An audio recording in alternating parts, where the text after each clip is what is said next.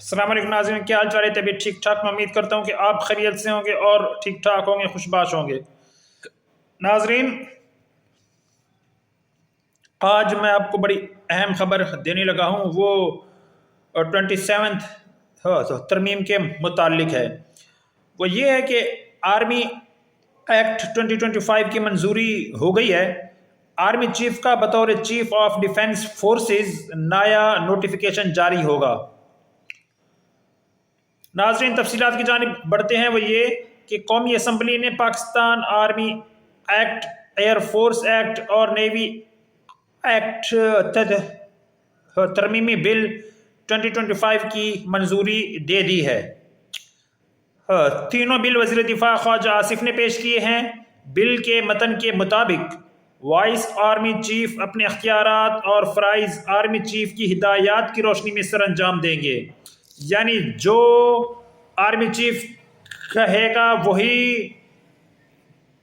وہی جو ہے وائس آرمی چیف کو کام کرنا ہوگا، یعنی کہ اپنی مرضی نہیں کر سکتے۔ پہلے تو جو سسٹم تھا وہ تھا، لیکن اب جو ہے وہ چینج ہو گیا۔ وہ کیا ہوا ہے؟ وہ یہ ہوا ہے کہ بل کا جو متن ہے اس کے مطابق وائس آرمی چیف اپنے اختیارات اور فرائض آرمی چیف کی ہدایات کی روشنی میں سر انجام دیں گے۔ کمانڈر نیشنل اسٹریٹجک کمانڈ کو مزید 3 سال کے لیے دوبارہ تعینات بھی کر سکیں گے۔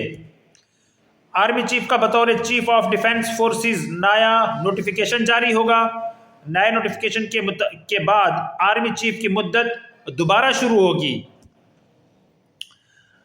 یعنی کہ میں آپ کو سمجھاؤں ایسے کہ اب جو ہے فیلڈ مارشل عاصم منیر نے جو ہے جنرل عاصم منیر نے جو ہے یہ نومبر میں ریٹائر ہونا تھا۔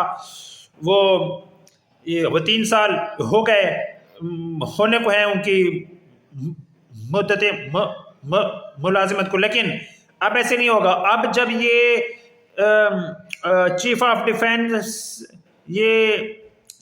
ڈیفنس فورسز کا نیا نوٹیفیکیشن جاری ہوگا تو نئے نوٹیفیکیشن کے بعد آرمی چیف کی مدت جو ہے وہ پھر ڈے 1 سے شروع ہو جائے گی۔ چیف آف ڈیفنس فورسز کی تعیناتی وزیر اعظم کریں گے، یعنی میاں شہباز شریف کریں گے، اور چیف آف ڈیفنس فورسز کا عہدہ تقرری کے روز سے 5 سال کے لیے ہوگا، لیکن پہلے آرمی چیف کی مدت جو ہوتی تھی وہ ہوتی تھی 3 سال کے لیے، پھر جو ہے ایکسٹینشن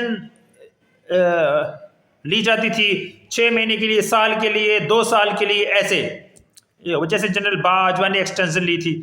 تو اس دفعہ ایسے نہیں ہے۔ اس دفعہ یہ ہے کہ یہ جو چیف آف ڈیفنس فورسز کا جو عہدہ ہے اس کی مدت جو ہے 5 سال کے لیے ہے۔ قومی اسمبلی نے supreme court practice and procedure ترمیمی بل بھی کثرت رائے سے منظور کر لیا۔ یہ بل وزیر قانون اعظم نذیر تارڑ نے منظوری کے لیے پیش کیا۔ مجوزہ آرمی ایکٹ کے تحت آرمی چیف کا بطور چیف آف ڈیفنس فورسز نیا نوٹیفیکیشن جاری ہوگا، یعنی پھر سے تقرری ہوگی۔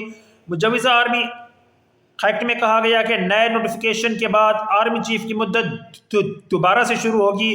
آرمی چیف آف ڈیفنس پاک فوج کے تمام شعبوں کی ری اسٹرکچرنگ اور انضمام کریں گے۔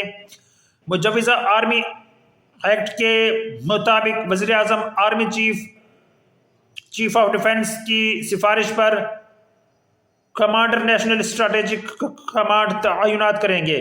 مجوزہ آرمی ایکٹ میں کہا گیا کہ کمانڈر نیشنل اسٹریٹجک کمانڈ کی مدت ملازمت 3 سال ہوگی۔ کمانڈر نیشنل اسٹریٹجک کمانڈ کو 3 سال کے لیے دوبارہ تعینات کیا جا سکے گا۔ آرمی چیف اب چیف آف ڈیفنس فورسز بھی ہوں گے۔ عہدے کی مدت 5 سال ہوگی۔ وزیر اعظم چیف آف ڈیفنس فورسز کی تعیناتی کریں گے۔ ان کی تقرری کی مدت اس دن سے شروع ہوگی جب تعیناتی ہوگی، جو پہلے میں آپ کو بتا چکا ہوں۔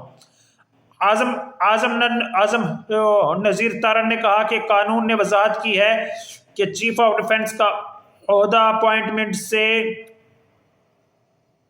5 سال کا ہوگا، یعنی کہ مدت ملازمت 5 سال ہوگی جیسا کہ میں نے آپ کو پہلے ایکسپلین کر دیا ہے۔ وزیر قانون نے کہا کہ chairman joint chiefs of staff committee کا عہدہ ختم کر دیا گیا ہے۔ وفاقی وزیر قانون اعظم نذیر تارڑ نے کہا کہ وفاقی کابینہ نے قانون سازی کی منظوری دی ہے۔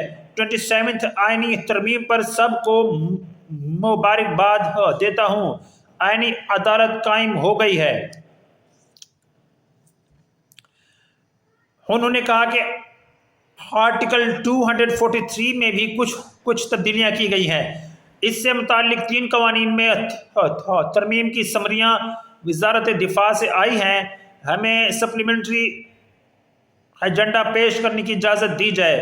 حکومت کو سپلیمنٹری ایجنڈا پیش کرنے کی اجازت دے دی گئی، جس پر حکومت نے قومی اسمبلی میں 4 بلز پیش کیے اور بلز کی شکوار منظوری کے بعد پاکستان نیوی ترمیمی بل 2025، پاکستان آرمی ترمیم بل 2025 اور پاکستان ایئر فورس ترمیمی بل 2025 کی منظوری دے دی گئی۔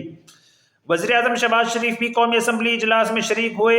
انہوں نے کہا کہ قومی اسمبلی میں اپنی تقریر میں ایک بات کا ذکر کرنا بھول گیا تھا کہ MQM کی ترمیم کو ہم نے سپورٹ کیا لیکن ترمیم کا حصہ نہ بن سکی۔ انہوں نے کہا کہ MQM کے ساتھ وعدہ کیا ہے کہ حلیف جماعتوں سے مشورہ کر کے معاملہ حل کریں گے۔ ناظرین، یہ تھی تفصیلات وہ آرمی چیف کے یعنی جو بطور چیف آف ڈیفنس فورسز کا جو تقرر ہوگا اس کے نوٹیفیکیشن کی۔ ناظرین، فی الحال اتنا ہی، باقی ملتے ہیں اگلے ویلاگ میں۔ جب تک مجھے اجازت دیجیے۔ میری مزید ویڈیوز اور اپڈیٹس کو دیکھنے کے لیے میرا چینل لائک، شیئر، سبسکرائب ضرور کریں اور مجھے دعا میں یاد رکھیں۔ اللہ حافظ۔